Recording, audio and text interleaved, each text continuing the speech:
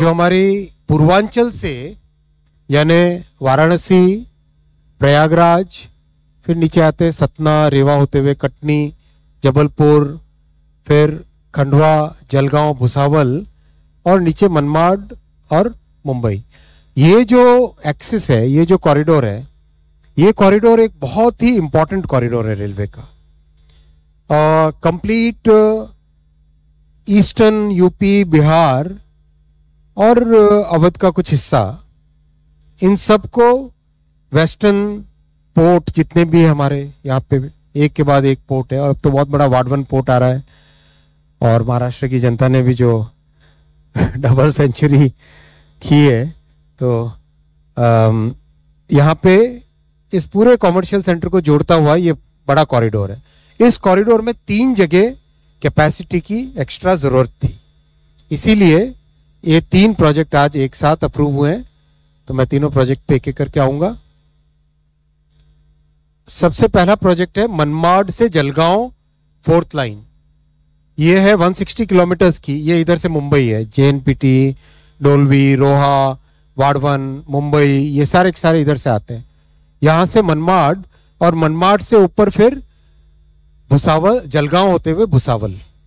ये कॉरिडोर बहुत important corridor है। इसमें 4th लाइन आज अप्रूव हुई है। 160 किलोमीटर का ये रूट है। 2773 करोड़ रुपए का इसमें इन्वेस्टमेंट आएगा।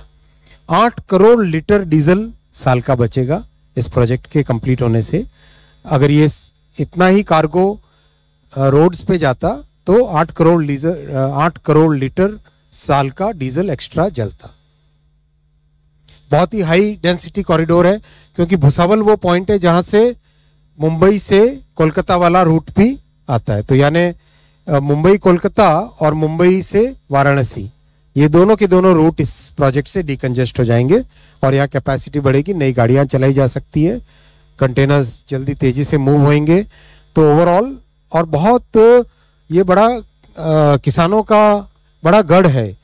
नासिक से प्याज का भी आपने देखा होगा, शेतकारी समृद्धि ट्रेन के नाम से एक नया एक्सपेरिमेंट किया गया था 3 महीने पहले। बहुत ही हाईली सक्सेसफुल एक्सपेरिमेंट है, क्योंकि किसानों ने वहां पे कहा कि भाई हम पूरी गाड़ी एक साथ बुक नहीं कर सकते, पूरी गाड़ी बुक करना हमारे लिए संभव नहीं है। कोई 1 क्विंटल सामान रखना चाहता है, कोई 2 क्विंटल प्याज देना चाहता है, कोई 10 क्विंटल का कोई बुकिंग करना चाहता है। तो उसमें किसानों के लिए एकदम फ्लेक्सिबल मेथड बनाया गया। 20 कोच की गाड़ी में 10 कोच रखे गए सब्जी और फलों के लिए, और 10 कोच जनरल कोच के बनाए गए। तो 20 कोच की गाड़ी बनी। तो यहाँ से किसानों ने, और खासकर हमारे भारतीय जनता पार्टी के जो कार्यकर्ता थे, उन्होंने ये आइडिया दिया था कि ऐसी फ्लेक्सिबल व्यवस्था बनाएं। तो उनके आइडिया के बेसिस पे तो यहाँ से अपने इस पूरे जो उत्तर महाराष्ट्र का क्षेत्र है उसको ऊपर अपने प्रोडक्ट को ले जाने का एक रास्ता भी बहुत बड़ा मिलेगा यहाँ से। दूसरा प्रोजेक्ट है भुसावल से खंडवा आगे, 3rd और 4th लाइन दोनों। ये यहाँ से अब तक हमने देखा था जलगांव भुसावल तक, और भुसावल से आगे ये बुरहानपुर की जो ओपनिंग है उस ओपनिंग से निकल के आगे खंडवा तक। बहुत इंपॉर्टेंट कॉरिडोर है ये मध्य प्रदेश का, और जो खंडेश कहते हैं हम जिसे, उसको पूरे को जोड़ता हुआ उसकी पूरे की कैपेसिटी को बढ़ाता है। और जो इंपॉर्टेंट पॉइंट है, एक और ध्यान रखने की बात है, सब जगह बड़े शहरों को डीकंजेस्ट किया जा रहा है। अगर आप यहाँ देखेंगे जैसे भुसावल है, ये रेल का जो फ्लाईओवर है ये बनाया जा रहा है यहाँ पे। ये रेलवे का फ्लाईओवर बनेगा, यानी रेलवे ट्रैक के ऊपर से रेलवे का एक फ्लाईओवर आएगा। तो इस तरह का होने से आपका भुसावल का ये जो जंक्शन पॉइंट है, ये जंक्शन पॉइंट पूरा डीकंजेस्ट हो जाता है।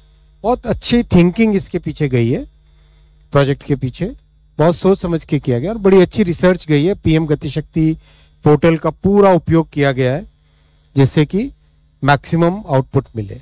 फिर इसी प्रोजेक्ट में आगे जाते हैं तो हम आए यहाँ से नीचे भुसावल से सतना से आगे मानिकपुर से प्रयागराज वाला जो सेक्शन है, ये बघेलखंड क्षेत्र है मध्य प्रदेश का, इसको ऊपर पूर्वांचल से जोड़ने वाला ये लाइन 3rd लाइन बनेगी 84 किलोमीटर्स की।